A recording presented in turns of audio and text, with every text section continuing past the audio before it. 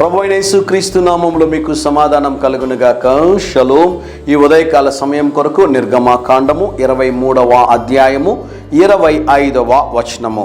నేను నీ మధ్య నుండి రోగము తొలగించేదను. దేవుని నామానికి స్తోత్రం కలుగునుగాక. చాలామంది షుగర్ వస్తే చాలా టెన్షన్ పడుతూ ఉంటారు, భయపడుతూ ఉంటారు. డాక్టర్స్ ఏమంటున్నారో తెలుసానండి? వీలైతే నన్ను చూడడానికి ప్రయత్నం చేయండి. ఎవరికైతే షుగర్ వ్యాధి వస్తుందో వారు సాధారణ వ్యక్తుల కన్నా కూడా ఎక్కువ రోజులు బ్రతుకుతున్నారంట. కారణం ఏంటి అంటే, ఎప్పుడైతే షుగర్ వ్యాధి వారికి వస్తుందో వారు తినేటటువంటి డైట్ విషయంలోనూ ఆరోగ్య విషయంలోనూ చాలా బాధ్యత తీసుకొని శ్రద్ధ వహిస్తున్నారు అని చెప్పి అనేకమైనటువంటి డాక్టర్లు తెలియచేయడం నేను కూడా విన్నానండి. షుగర్ వచ్చినప్పుడు వారు ఏం చేస్తారు అంటే, షుగర్ని తగ్గించడానికి ప్రయత్నం చేస్తారు. ఆ డైట్ కంట్రోల్ పాటిస్తూ ఉంటారు, డైట్ కంట్రోల్ చేస్తూ ఉంటారు, వాకింగ్ స్టార్ట్ చేస్తూ ఉంటారు. 40 సంవత్సరాలుగా నడవనటువంటి వారు షుగర్ వచ్చిందనుకోండి నడుస్తూ ఉంటారు.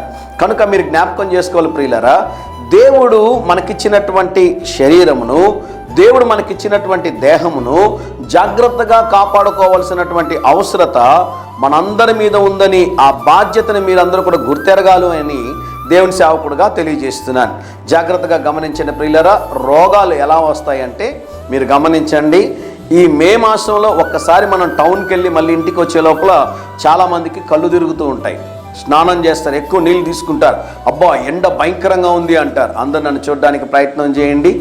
ఎండాకాలంలో కూడా సెంటరింగ్ వర్క్ జరుగుతూ ఉంటుంది. గమనించారా మీరు? చాలామంది ఇల్లులు కట్టడము, బిల్డింగ్లు కట్టడం ఎక్కడ పని ఆపరండి. ఆ ఎండలో కూడా తట్టలు పెట్టుకొని చాలామంది సిమెంటు, ఇసుక అవన్నీ తీసుకుని పని చేస్తూ ఉంటారు. వాళ్ళ దగ్గరికి వెళ్ళి మీరు అడగండి, మీకు షుగర్ ఉందా అని అడగండి, బీపీ ఉందా అని అడగండి.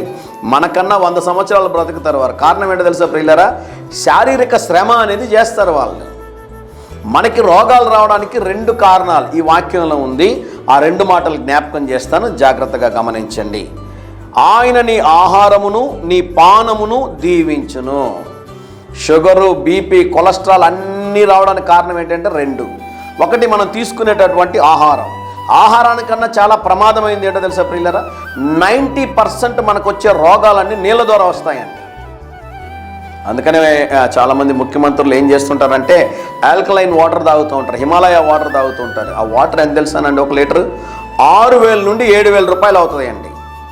7,000 రూపాయలు నీళ్ళు అంటే మనం ఎక్కడ తాగలం చెప్పండి? అయితే గమనించండి ప్రియులారా, మన ఆహారమును, మన పానీయమును, మన నీళ్ళని ఎవరు దీవిస్తారు అంటే దేవుడు దీవిస్తాడంట. గమనించండి, యేసయ్య నీటిని చూడగానే ఆ నీటిని ద్రాక్షారసంగా ప్రభు మార్చాడు. నీ నీటిని కూడా ప్రభు దీవించినప్పుడు ఏమవుతుందంటే ఆల్కలైన్ వాటర్ కన్నా శ్రేష్టమైన నీరుగా దేవుడు చేసేస్తాడు. దేవుడి నామానికి స్తోత్రం కలుగునుగాక. ఇంట్లో కూర్చొని తింటూ ఉండొద్దండి. ఆరోగ్యంగా ఉండడానికి ప్రయత్నం చేయండి. శారీరక శ్రమ కూడా తీసుకోండి. తద్వారా మీరు అధిక సంవత్సరాలు బ్రతకడానికి వీలుంటుంది. మీరు బ్రతకడం ద్వారా దేవుని కార్యాలు, దేవుని నామం మహిమపరచబడుతుంది. ధైర్యంగా ఈ దినాన్ని ఎదుర్కోండి. దేవుని సన్నిధి మీకు తోడుగా వచ్చునుగాక. ప్రియ పరలోకపు తండ్రి, మీరిచ్చిన శ్రేష్టమైన వాగ్దానము కొరకై స్తోత్రం ప్రభువా. మా పానమును ప్రభువా, మా ఆహారమును మీరు దీవించుమని, మాకు సమృద్ధి అయినటువంటి ఆరోగ్యమును దయచేయమని యేసు నామములో ప్రార్థిస్తున్నాము తండ్రి. Amen, amen.